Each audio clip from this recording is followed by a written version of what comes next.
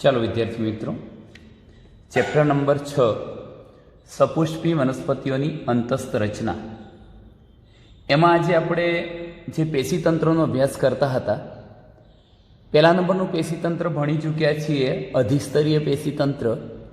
બીજા નંબરનું આજે ભણીશું આધાર પેશીતંત્ર, અને ત્રીજા નંબરનું પેશીતંત્ર જેને આપણે સંવહન પેશીતંત્ર કે વાહક પેશીતંત્ર કહીશું, એનો અભ્યાસ પણ આપણે કરવો છે. તો સર્વપ્રથમ આ જે આધાર પેશીતંત્ર છે મિત્રો, એ આધાર પેશીતંત્રની રચના કોણ કરે છે, અથવા આધાર પેશીતંત્ર કયા ઘટકોથી બનેલું છે, એની ચર્ચા કરીએ. તો જુઓ, પહેલાં તો તમે શાનો અભ્યાસ કરી ગયા છો? અધિસ્તરીય પેશીતંત્રનો. અધિસ્તરીય પેશીતંત્રમાં કોણ હતું? અધિસ્તરનો સમાવેશ થતો હતો. તો આ અધિસ્તરને બાદ કરી દેવું છે. અને મિત્રો, અનવાહક અને જલવાહકથી બનતા એકમને આપણે શું કહીએ છીએ? વાહિપોલ. એટલે મારે કોને બાદ કરી દેવા છે? વાહિપોલોને. અધિસ્તર અને વાહિપોલો અથવા વાહિપોલ સિવાયની બધી જ પેશીઓ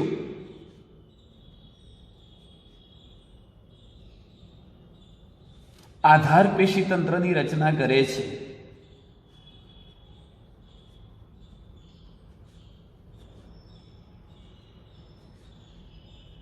એકદમ સિમ્પલ ટોપિક છે કે આપણે અગાઉ અભ્યાસ કરી ગયા હતા એવા અધિસ્તરને બાદ કરી દેવું છે, અને અનવાહક અને જલવાહક પેશી એટલે કે વાહિપોલને બાદ કરી દેવા છે. તો પ્રકાંડ, પર્ણ અને મૂળમાં અધિસ્તર અને વાહિપોલ સિવાયનો સમગ્ર જે વિસ્તાર છે, અથવા એ સમગ્ર વિસ્તારની રચના કરતી જે પેશીઓ છે, એ ભેગી મળીને શું બનાવે છે? આધાર પેશીતંત્રની રચના કરે છે. હવે આધાર પેશીતંત્રની રચના કરતી આ જે પેશીઓ છે મિત્રો, એમાં કયા પ્રકારની પેશીઓ હોય છે, અથવા આધાર પેશીતંત્ર ખાસ કરીને કયા પ્રકારની પેશીઓનું બનેલું હોય છે? તો તે સરળ સ્થાયી પેશીઓથી બનેલું હોય છે. સરળ સ્થાયી પેશીનું બનેલું હોય છે. જેમ કે સરળ સ્થાયી પેશીમાં કોણ કોણ હોઈ શકે? તો આધાર પેશીતંત્ર મૃદુતક પેશીના કોષોથી બનેલું હોય. એમાં કેટલીક વાર આધાર પેશીતંત્રની રચના કરતા ઘટકો તરીકે સ્થૂલકોણક પેશીના કોષો હોઈ શકે. આ ઉપરાંત દ્રઢોતક પણ હોઈ શકે. તો ટૂંકમાં આધાર પેશીતંત્ર સરળ સ્થાયી પેશીનું બનેલું છે. મૃદુતક, સ્થૂલકોણક અને દ્રઢોતક પેશી દ્વારા બનેલું છે. એમાંય મિત્રો, જો હું મૃદુતક પેશીની વાત કરું છું, કેમ? કારણ કે મોટા ભાગની વનસ્પતિઓમાં આધાર પેશીતંત્રનો મુખ્ય જે ઘટક છે એ મૃદુતક પેશી છે. તો આવી જે મૃદુતક પેશીની રચના કરતા મૃદુતક કોષો છે, એ કોષો શું બનાવી શકે? આધાર પેશીતંત્રના કયા કયા ઘટક બનાવી શકે? તો હું અગાઉ કહી ચૂક્યો છું તમને કે આધાર પેશીતંત્રમાં બાહ્યક આવે, તો બાહ્યક મૃદુતક કોષોથી બનેલું હોઈ શકે મિત્રો. આ ઉપરાંત મેં અંતસ્તરની પણ વાત કરી હતી. જો કે અંતસ્તર એ બાહ્યકનું સૌથી અંદરનું સ્તર છે, એટલે આપણી બુકમાં બાહ્યકની અંદર જ એનો ઉલ્લેખ કરી દીધો હશે. ચાલો હું બીજા નંબરના ટોપિકની વાત કરું છું, પરિચક્ર. ત્રીજા નંબરે છે મજ્જા. ચોથા નંબરે છે મજ્જા કિરણો.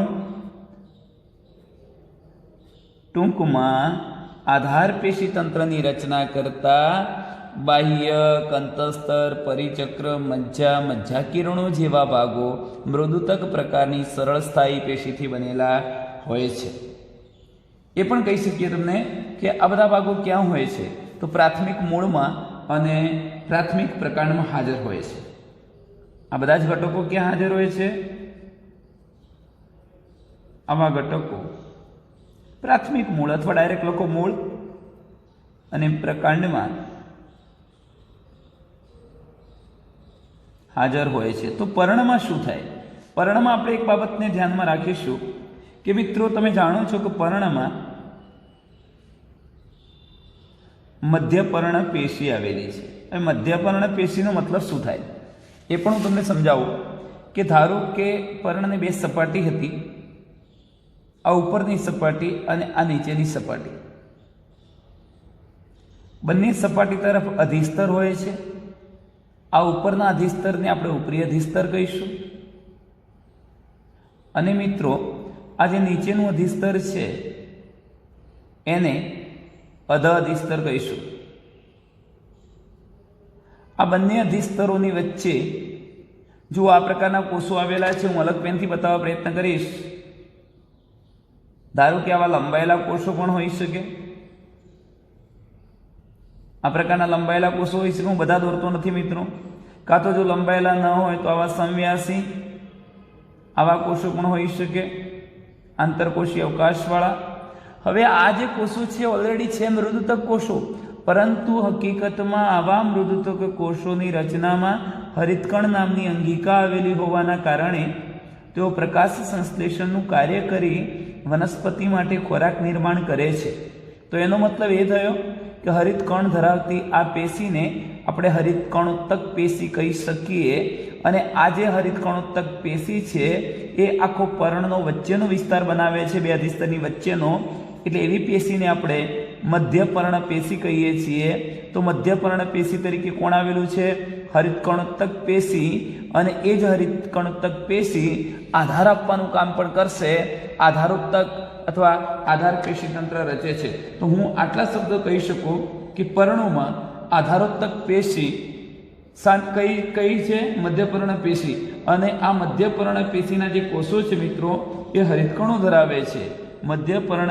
પર્ણમાં મધ્યપર્ણ પેશીના કોષો શું ધરાવે છે? હરિતકણો ધરાવે છે. એટલે કે હરિતકણોત્તક પેશી તરીકે ઓળખાય છે. હરિતકણોત્તક પેશી તરીકે તે ઓળખાય છે. અને એના જે કોષો છે મિત્રો એ પાતળી દિવાલયુક્ત હોય છે. કોષો કેવા હોય છે? પાતળી દિવાલ યુક્ત. આ જ કોષો દ્વારા એનું આધાર પેશી તંત્ર બને છે. એક બાબત એ પણ યાદ રાખજો કે જ્યારે આપણે પર્ણની વાત કરીએ છીએ ત્યારે પર્ણના આધાર પેશી તંત્રમાં બાહ્યક, અંતસ્તર, પરિચક્ર, મજ્જા કિરણો જેવા ભાગો હોતા નથી. આવા ભાગો ફક્ત ક્યાં જોવા મળી શકે?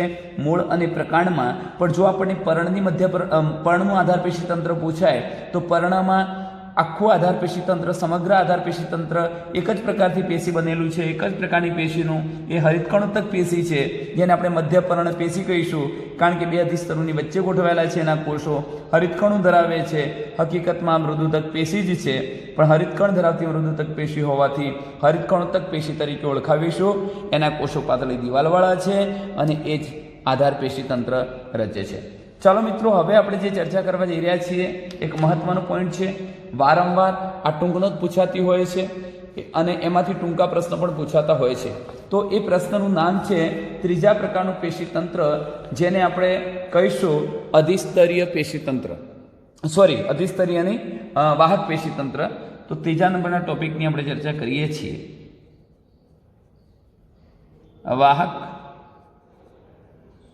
પેશી તંત્ર વર્ણવ. સર્વપ્રથમ તો તમને એ ખબર હોવી જોઈએ, વાહક પેશી તંત્ર વર્ણવો. અથવા પ્રશ્ન ઘણી વખત આ રીતે પણ પૂછી શકાય કે વાહિપુલ એટલે શું? વાહિપુલ કોને કહેવાય અને તેના પ્રકારો વર્ણવો. વાહિપુલ એટલે શું? તેના પ્રકારો વર્ણવો. મિત્રો, સર્વપ્રથમ તો એ યાદ રાખો કે વાહક પેશી તંત્ર જે છે એ જટિલ પેશીઓથી બનેલું છે, અનવાહક અને જલવાહકનું. માટે હું એક શબ્દ લખું છું કે વાહક પેશી તંત્ર જટિલ સ્થાયી પેશીઓ જેવી કે કઈ હતી? પાણીના વહન કાર્ય સાથે સંકળાયેલી જલવાહક પેશી અને ખોરાકના વહન કાર્ય સાથે સંકળાયેલી અન્નવાહક પેશી. તો વાહક પેશી તંત્ર જલવાહક અને અન્નવાહક પેશીથી બનેલું હોય છે, જેને આપણે સંવહન પેશી તંત્ર તરીકે પણ ઓળખાવીએ છીએ. હવે હું તમને વાહિપુલની વ્યાખ્યા આપું છું કે વાહિપુલ કોને કહેવાય. મિત્રો, આ યાદ રાખો, વાહિપુલ એટલે શું? તો જલવાહક પેશી અથવા જલવાહક, ફક્ત જલવાહક પણ તમે લખી શકો, અને અન્નવાહક, જલવાહક અને અન્નવાહક ભેગા મળીને વાહિપુલો બનાવે છે. તો જલવાહક અને અન્નવાહક ભેગી મળીને બનતા એકમને શું કહેવાય છે? વાહિપુલ. અથવા જલવાહક અને અન્નવાહકથી બનેલા એકમને આપણે વાહિપુલ કહી શકીએ. તમે આ બાબત પણ યાદ રાખો કે મિત્રો, જરૂરી નથી કે કોઈ પણ વાહિપુલમાં જલવાહક અને અન્નવાહક બંને હોય. હું માટે જ આ શબ્દ લખું છું, એક વધારાનો શબ્દ લખું છું કે વાહિપુલ ફક્ત જલવાહક પેશીના બનેલા હોય, જલવાહક પેશીના બનેલા હોઈ શકે ત્યારે આપણે એને જલવાહક વાહિપુલ કહીશું. એકલી જલવાહક પેશી, એમાં અન્નવાહક પેશી ન હોય, કાં તો એવું બની શકે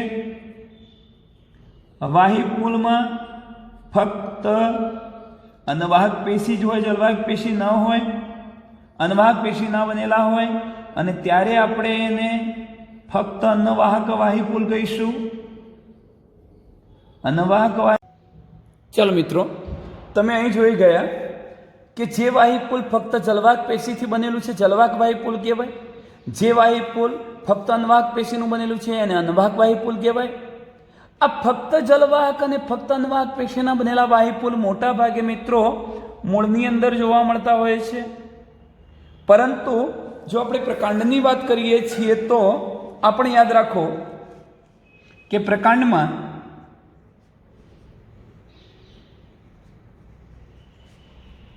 વાહિપુલો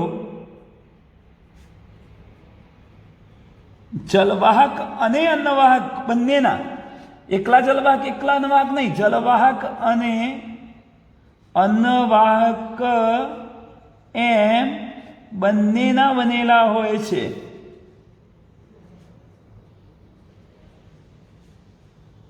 મોટા ભાગે આવા વાહિપુલોને આપણે સહસ્થ વાહિપુલો કહીએ છીએ. જો એકલા જલવાહકના બનેલા જલવાહક, એકલા અન્નવાહકના અન્નવાહક વાહિપુલ અને બંનેના બનેલા હોય એવા વાહિપુલને સહસ્થ વાહિપુલ કહેવાય. પણ હવે આટલે સુધી આપણે વાહિપુલ શું છે એના વિશેની ચર્ચા કરી મિત્રો. હવે હું અહીંયા વાહિપુલના પ્રકારો લખું છું અને ત્યારબાદ આપણે દરેકને સમજીએ. વાહિપુલોના પ્રકાર. વાહિપુલના મુખ્યત્વે બે પ્રકાર પડે છે. પહેલો પ્રકાર છે અરીય વાહિપુલ. આખો શબ્દ લખવો છે તો અરીય એકાંતરિક અથવા એકાંતરિત પણ લખી શકો, અરીય એકાંતરિત વાહિપુલ. અને બીજો પ્રકાર છે સહસ્થ વાહિપુલ. મુખ્ય બે પ્રકાર. હવે મિત્રો આ જોકે આપણે એને નથી ભણવાના, આગળ એકાંતરિકના પ્રકારો આપણે ભણવાના નથી, પણ જાણવા જરૂરી છે. એકાંતરિત વાહિપુલના ફરી બે પ્રકાર પડે છે, અરીય ચતુસૂત્રી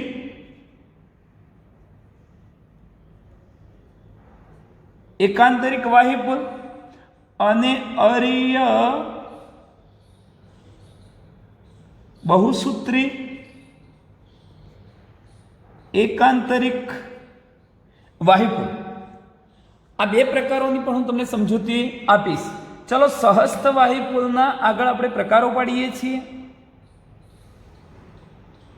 સહસ્થ વાહિપુલના મિત્રો જો આગળ પ્રકારો પાડવા હોય તો એમ કહી શકાય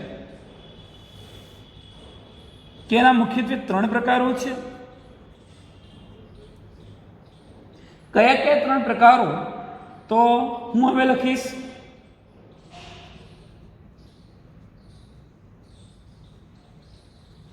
એક પાર્શ્વસ્થ સહસ્થ વાહિપુલ,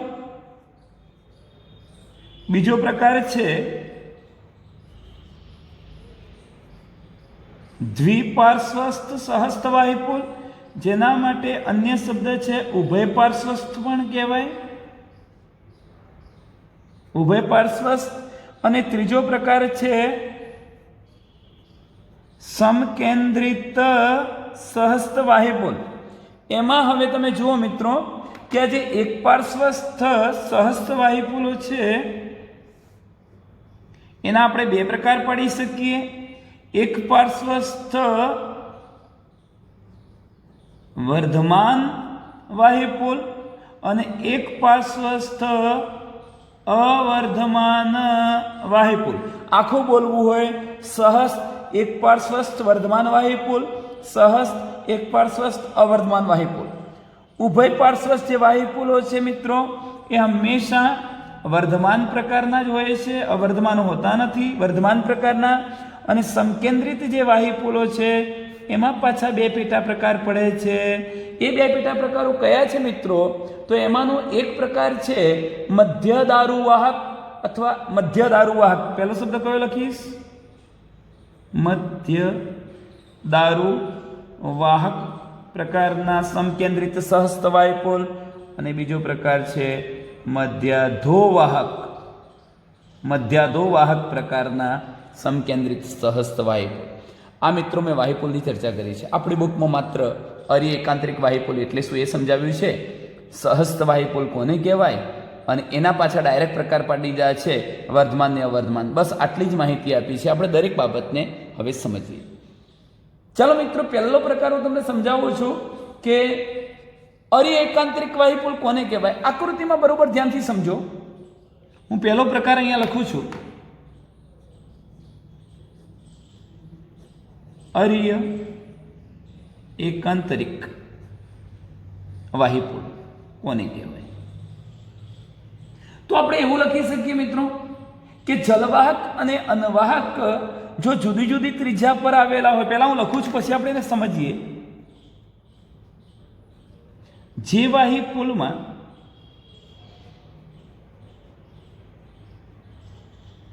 જલવાહક અને અનવાહક અલગ અલગ ત્રિજ્યા પર આવેલા હોય, એક જ ત્રિજ્યા પર નહીં, જુદી જુદી ત્રિજ્યા પર આવેલા હોય તેવા વાહિપુલોને અરિ એકાંતરિક વાહિપુલ કહેવાય. જેમ કે હું તમને બતાવું, એક આકૃતિ દોરીશ અહીંયા.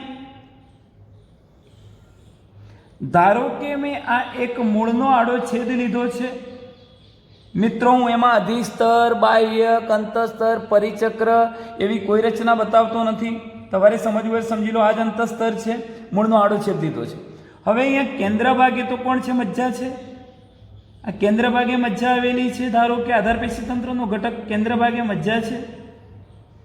હવે મારે જલવાહક અને અનવાહકના બનેલા વાહિપુલો બતાવવા છે. તમે વિચારી શકો છો કે હું અહીંયા એક આકૃતિ એવી દોરું છું. બરોબર ધ્યાનથી સમજજો. સમજવામાં તકલીફ પડે એવો ટોપિક નથી, ઇઝી છે. મેં આ પ્રકારની એક આકૃતિ અહીંયા દોરી છે. હું એવો જ ભાગ અહીં બતાવું છું. આ પ્રકારનો ભાગ અહીંયા બતાવી દઈએ મિત્રો. અને એ જ પ્રકારનો ભાગ અહીં બતાવીશું.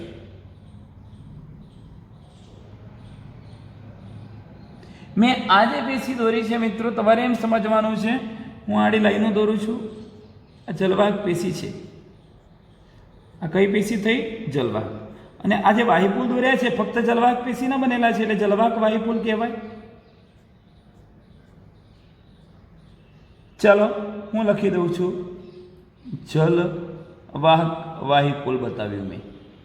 એવી રીતે એનાથી એકાંતરે ગોઠવાયેલી હું અનવાહક પેશી બતાવું છું. અનવાહક પેશી અહીંયા અનવાહક, અનવાહક અને અનવાહક. ચલો આપણે આ રીતે બતાવી દઈએ. અનવાહક પેશી બતાવી છે મેં. તમે આકૃતિ પરથી વર્ણન લખી શકશો એટલે વર્ણનની ચિંતા ના કરો, માત્ર એને સમજી લો. આ વાહિપુલ શાનું બનેલું છે? અનવાહક પેશીથી, એટલે અનવાહક વાહિપુલ પણ કહી શકાય ને.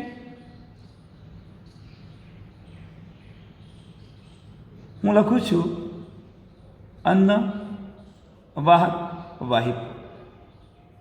ચલો મિત્રો, તમે જોઈ શકો છો, બરોબર ધ્યાનથી સમજજો કે આ વાહિપુલ ફક્ત જલવાહક પેશીનું જલવાહક, તો આ વાહિપુલ ફક્ત અન્નવાહક પેશીથી બનેલા છે, એટલે જલવાહક અન્નવાહક વાહિપુલ. અહીંયા જલવાહક, પછી અન્નવાહક, પાછી જલવાહક, અન્નવાહક, જલવાહક, અન્નવાહક, જલવાહક, અન્નવાહક, એકાંતરે ગોઠવાયેલા છે, એકાંતરિક વાહિપુલ.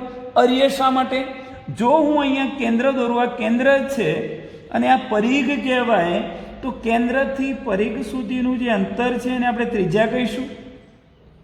મેં આ બીજી ત્રિજ્યા દોરી, ધારો કે મેં આ ત્રીજી ત્રિજ્યા દોરી છે, ચોથી ત્રિજ્યા, પાંચમી, અલગ અલગ ત્રિજ્યાઓ બતાવી છે મિત્રો. હવે મને એટલું કહો કે શું અહીંયા જલવાહક અને અન્નવાહક એક જ ત્રિજ્યા પર છે કે જુદી જુદી ત્રિજ્યા પર? તો આ ત્રિજ્યા પર જલવાહક છે, આ ત્રિજ્યા પર અન્નવાહક, ફરી આ ત્રિજ્યા પર જલવાહક, આ અન્નવાહક. એક જ ત્રિજ્યા પર જલવાહક અન્નવાહક નથી.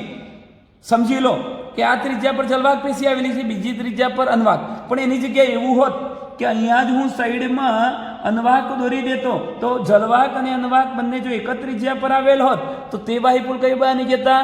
સહસ્ત. પણ અત્યારે મેં શું કહ્યું કે જે વાહિપુલમાં જલવાહક પેશી અને અન્નવાહક પેશી જુદી જુદી ત્રિજ્યા પર છે, એક જ ત્રિજ્યા પર નથી, તેવા વાહિપુલને અરીય વાહિપુલ તરીકે ઓળખવામાં આવે છે, અરીય એકાંતરિક. હવે એના બે પ્રકાર પડ્યા, અરીય ચતુસૂત્રી અને અરીય બહુસૂત્રી.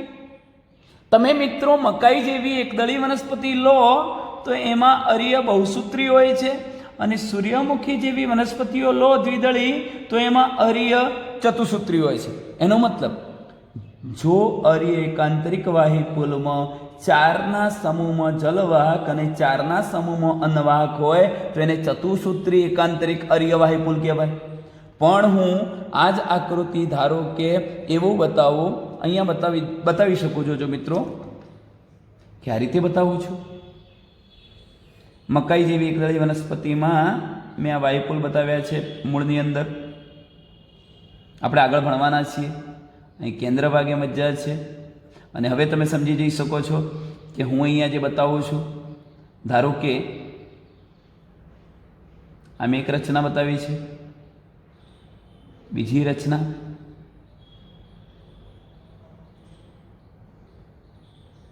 અત્યારે હું જે દોરી રહ્યો છું મિત્રો એ જલવાહક પેશી છે, જલવાહક વાહિપુલો છે, એમ સમજો. આ બધા જ વાહિપુલો કયા પ્રકારના છે? જલવાહક, ફક્ત જલવાહક પેશીના બનેલા વાહિપુલો જલવાહક વાહિપુલો છે. લીટીઓ દોરી દોરી તમને ખબર પડશે કે મેં આ જલવાહક વાહિપુલો બતાવ્યા છે.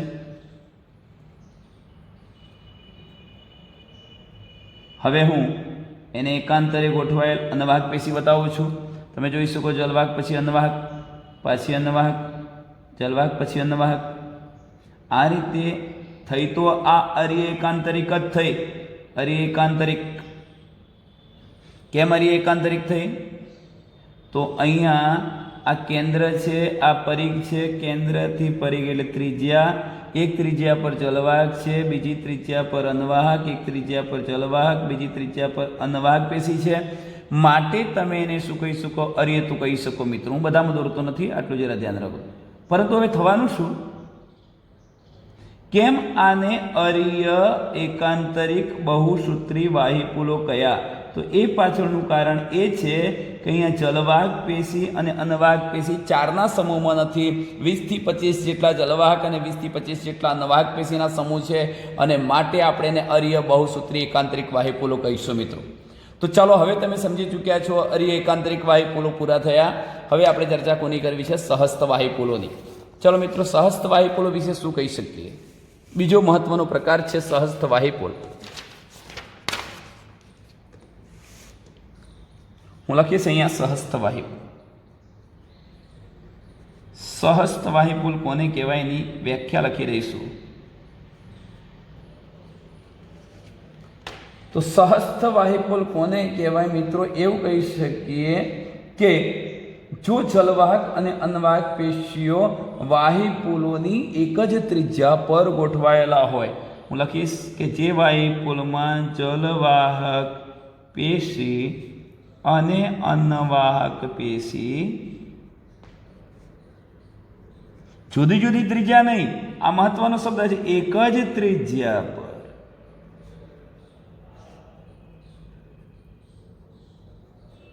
ગોઠવાયેલ હોય તો તેવા વાહી પુલોને શું કહેવાય છે? સહસ્વાયુ. સહસ્ત, હાથની જેમ. જેમ કે આ એક જ ત્રિજ્યા પર આપણે જો હથેળી પણ બતાવી શકીએ, આંગળીઓ. આ ધારો કે જલવાહક છે, અન્નવાહક છે. એક જ ત્રિજ્યા પર જલવાહક અને અન્નવાહક સાથે સાથે વાહી પુલ એક જ છે. એક વાહી પુલમાં એક જ ત્રિજ્યા પર જલવાહક અન્નવાહક ગોઠવાયેલી હોય. જેમ કે હું આકૃતિમાં પહેલાં તો તમે આવું બતાવીશ, તમે સમજી શકશો. મેં એક આકૃતિ દોરી છે મિત્રો, ખાસ કરીને આકૃતિ પ્રકાંડની છે એમ સમજો, ભલે દ્વિદળી કે એકદળી. અત્યારે મેં આ પ્રકાંડ દોર્યું છે, આ કેન્દ્ર ભાગ છે. હવે હું તમે અહીં સમજી શકો છો, વાહીપુલ બતાવજો. જો મેં એક વાહીપુલ બતાવ્યું છે, એવી રીતે મેં આ બીજું વાહીપુલ બતાવ્યું. હું સૂર્યમુખીમાં તમને આ પ્રકારની રચના બતાવી. સૂર્યમુખી પ્રકાંડની અંદર ત્રીજું વાહીપુલ બતાવ્યું, ચોથું વાહીપુલ, પાંચમું વાહીપુલ, આ છઠ્ઠું વાહીપુલ. મેં આ વાહીપુલ બતાવ્યું. હવે મહત્વનો મુદ્દો એ છે મિત્રો કે હું શું કરીશ, આની અંદર જલવાહક અને અન્નવાહક બંને સાથે બતાવું છું. આ વાહીપુલમાં મેં તમને અગાઉ કહ્યું હતું કે પ્રકાંડમાં વાહીપુલ જલવાહક અને અન્નવાહક પેશીથી બનેલા હોય. હવે તમે વિચારી લો કે હું જો અહીંયા આ બહારની બાજુએ અન્નવાહક પેશી બતાવી દઉં, જેમ કે મેં આ બહારની બાજુ જે બતાવી છે અન્નવાહક પેશી બતાવી છે મિત્રો, અહીંયા અન્નવાહક પેશી.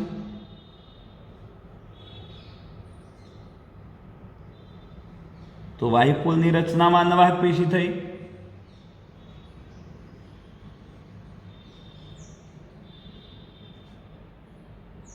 પણ હવે સાથે સાથે હું શું કરું છું, એ જ વાહીપુલમાં આ જે આડી લીટીઓ દોરી છે મેં શું બતાવી દીધું, જલવાહક પેશી બતાવી દીધી. તો હવે આ વાહીપુલ જલવાહક અને અન્નવાહક બંનેથી બનેલા છે. જુઓ, જલવાહક પેશી અને અન્નવાહક પેશી એક ત્રિજ્યા પર કેવી રીતે છે? તો અહીંથી હું ત્રિજ્યા બતાવું છું. કેન્દ્રથી પરિઘ સુધીનું અંતર આ ત્રિજ્યા થઈ, આ ત્રિજ્યા તમે જોઈ શકો છો. એક જ ત્રિજ્યા પર જલવાહક પેશી પણ આવેલી છે. આ એક જ ત્રિજ્યા પર જલવાહક અને અન્નવાહક સાથે સાથે હોય તો તે વાહીપુલને શું કહેવાય? સહસ્ત વાહીપુલ કહે છે. મિત્રો, હું આ પ્રકારની આકૃતિ દોરીશ, લાખો ભાગ ન બતાવતા ગમે તે એક વાહીપુલ બતાવીશ. હવે તમને ખબર પડી ગઈ જે વાહીપુલ અન્નવાહક અને જલવાહક પેશીથી બનેલા હોય સહસ્ત વાહીપુલ કહેવાય. કેમ?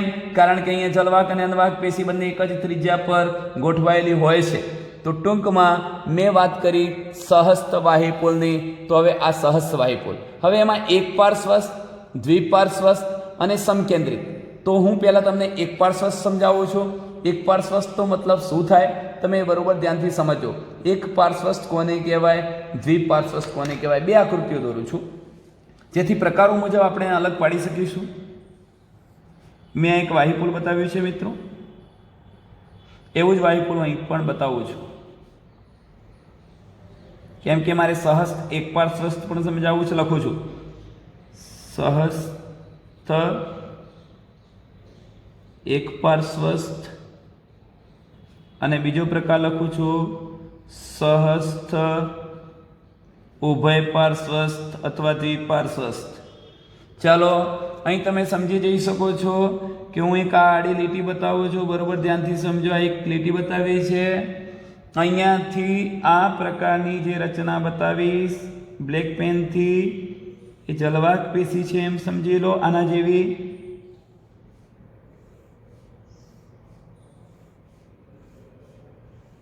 અને હું એ વાહીપુલમાં બહારની તરફ એટલે પરિઘ તરફ અહીંયા અન્નવાહક પેશી બતાવું છું. આ પ્રકારનું જે વાહીપુલ થયું મિત્રો, એ એક પાર્શ્વસ્થ વાહીપુલ કહેવાય. કેમ એક પાર્શ્વસ્થ? તમે સમજી શકો છો. હું પહેલાં બંને આકૃતિઓનું કામ પૂરું કરું, પછી સમજવામાં તમને સરળતા રહેશે. ચાલો, સહસ્ત એક પાર્શ્વસ્થ દોર્યું. એ રીતે મારે હવે સહસ્ત દ્વિપાર્શ્વસ્થ બતાવવું છે. એના માટે હું શું કરીશ, અહીંયા મિત્રો એધા શું છે એની ચર્ચા પછી કરીએ છીએ. અહીંયા એધા બતાવી દીધી છે. એધાના કોષો હંમેશા વર્ધનશીલ હોય, સતત કોષ વિભાજન કરી શકતા હોય. તમે એમ સમજી લો કે મેં આ વચ્ચે એધા બતાવી છે. એધા એટલે જે સતત કોષ વિભાજન કરી દ્વિતીય અન્નવાહક, દ્વિતીય જલવાહક નિર્માણ કરી શકે એને શું કહેવાય? એધા. આ એધા છે. હવે તમે એક અગત્યની રચના એ સમજો કે હું આ બંનેની વચ્ચે અહીંયા જલવાહક પેશી તો બતાવું જ છું. અમે જલવાહક પેશી બતાવી દીધી.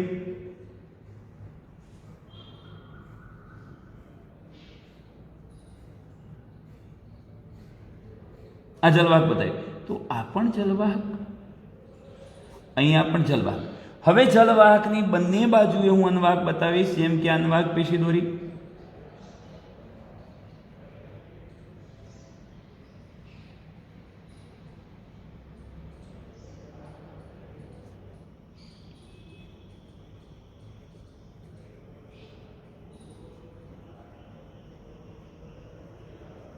મેં બતાવી દીધી છે અન્વાહક પેશી. તો હું અહીંયા લખું છું, આ પણ અન્વાહક હતી, અન્વાહક, અને આ પણ અન્વાહક પેશી. પણ મિત્રો હવે બરોબર ધ્યાન રાખો, પહેલા સમજી લો સહસ્તવાહી પુલ એટલે શું. અહીંયા મેં લખ્યું છે કે સહસ્તવાહી પુલના બે પ્રકાર, એક પાર્શ્વસ્થ, દ્વિપાર્શ્વસ્થ, ત્રીજો પ્રકાર સમકેન્દ્રિત. ચાલો પહેલા એક પાર્શ્વસ્થ જોવું છે. એક પાર્શ્વસ્થ કોને કહેવાય? સહસ્ત એક પાર્શ્વસ્થ. જે સહસ્તવાહી પુલમાં, સહસ્ત એટલે જલવાહક અન્વાહક એક જ ત્રિજ્યા પર તો છે જ, એક જ ત્રિજ્યા પર છે.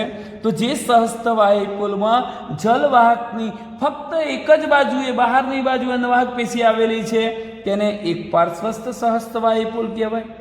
પણ જે સહસ્તવાહી પુલમાં, આ પણ સહસ્ત છે કારણ કે એક જ ત્રિજ્યા પર જલવાહક અન્વાહક ગોઠવાયેલી છે, પણ જે સહસ્તવાહી પુલમાં જલવાહક પેશીની બંને બાજુએ, બહારની અને અંદરની બંને બાજુ અન્વાહક પેશી ગોઠવાયેલી છે, એને શું કહેવાય?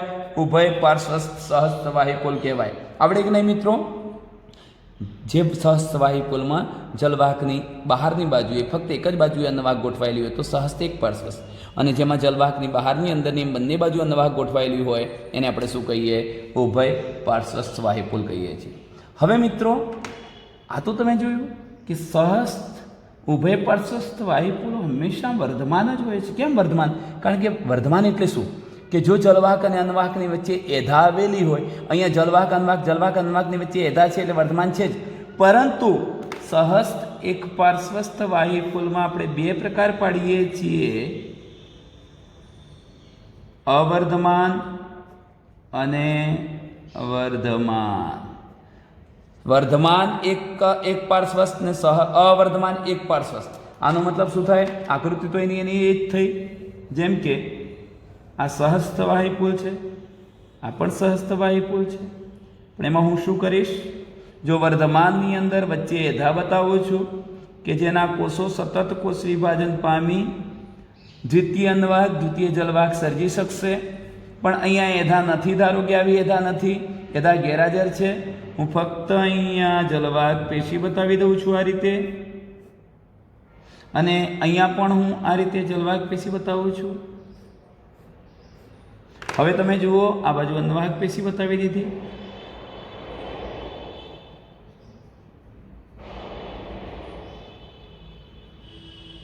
અન્વાહક પેશી થઈ ગઈ. અહીં પણ આપણે અન્વાહક પેશી બતાવી દઈએ.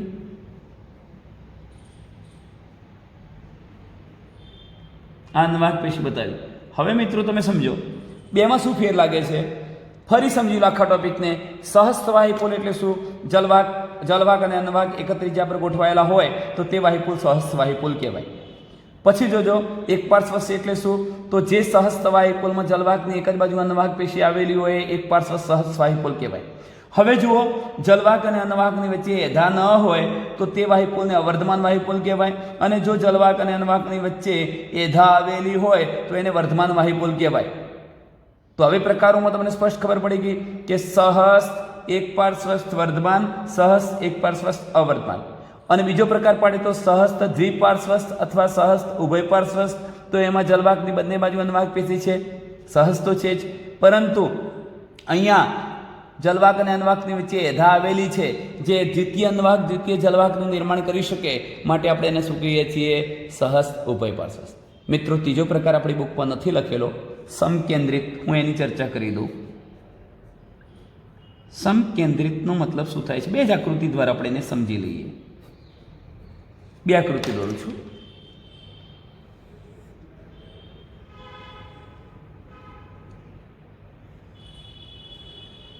મેં એક બતાવી છે આકૃતિ, હું આ બીજી આકૃતિ બતાવું છું. બંનેમાં શું ફેર છે જોઈ શકો છો. મેં આ જલવાહક પેશી અંદર તરફ બતાવી છે, અહીંયા હું જલવાહક પેશી બહાર તરફ બતાવું છું.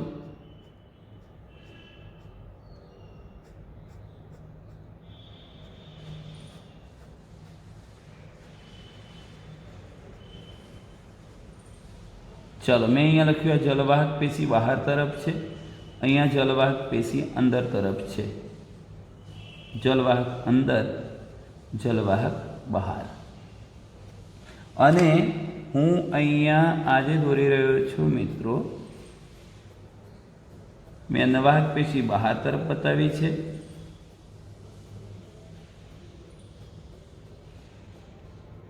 આ શું થયું? અન્નવાહક પેશી બહાર બતાવી છે અને અહીંયા મેં અન્નવાહક પેશી ક્યાં બતાવી છે? અંદર. આ અન્નવાહક પેશી ક્યાં બતાવી? અંદર. તમે જોઈ શકો છો આને સહસ્તુ કહેવાય જ. કેમ કહેવાય? એક જ ત્રિજ્યા પર જલવાહક અને અન્નવાહક ગોઠવાયેલી છે, એક જ ત્રિજ્યા પર જલવાહક અન્નવાહક ગોઠવાયેલી સહસ્તુ કહેવાય. પણ જો એક વાહક પેશી અન્ય વાહક પેશીને ઘેરીને ગોઠવાઈ હોય તો તેને સમકેન્દ્રિત કહેવાય. કોઈ એક પેશી કેન્દ્રમાં રહી જાય, બીજી એની ફરતે હોય. જેમ કે અહીંયા જલવાહક પેશી કેન્દ્રની અંદર અથવા અંદરની બાજુએ અને અન્નવાહક પેશી બહારની બાજુ છે. અહીંયા તમે જોઈ શકો છો કોઈ એક વાહક પેશી અન્ય વાહક પેશીને ઘેરીને ગોઠવાય એટલે અન્નવાહક પેશી અંદર રહી ગઈ કેન્દ્રમાં, જલવાહક પેશીની ફરતે ગોઠવાય, એવાને સમકેન્દ્રિત સહસ્તવાહી પુલ કહેવાય. પણ મિત્રો આ યાદ રાખો, મેં પ્રકારો પડ્યા હતા. સમકેન્દ્રિત વાહિપુલના બે પ્રકાર પડ્યા, મધ્ય દારુવાહક અને મધ્યાધોવાહક. દારુ એટલે કોણ? જલવાહક. અને મધ્યાધોવાહક, ધોવાહક એટલે કોણ? અન્નવાહક. તો અન્નવાહક પેશી વચ્ચે હોય, અરે અન્નવાહક પેશી કેન્દ્રમાં હોય અને જલવાહક પેશી બહાર હોય તો તેવાને મધ્યાધોવાહક પ્રકારનું સમકેન્દ્રિત વાહિપુલ કહેવાય. અને જો જલવાહક પેશી કેન્દ્રમાં અને અન્નવાહક પેશી ફરતે હોય તો અંદર કોણ રહી? જલવાહક. કેન્દ્રમાં જલવાહક રહી, મધ્ય દારુવાહક પ્રકારની સમકેન્દ્રિત વાહિપુલ પેશી કહેવાય. તો ટૂંકમાં મિત્રો આપણે આટલે સુધી આ વાહિપુલનો પણ ટોપિક પૂરો કર્યો છે. એકવાર ફરી આ વિડીયો જોઈ લેવો, આકૃતિ બધી ડ્રો કરવી અને ત્યાર પછી જ બુકનું વર્ણન વાંચવા વિનંતી. અસ્તુ.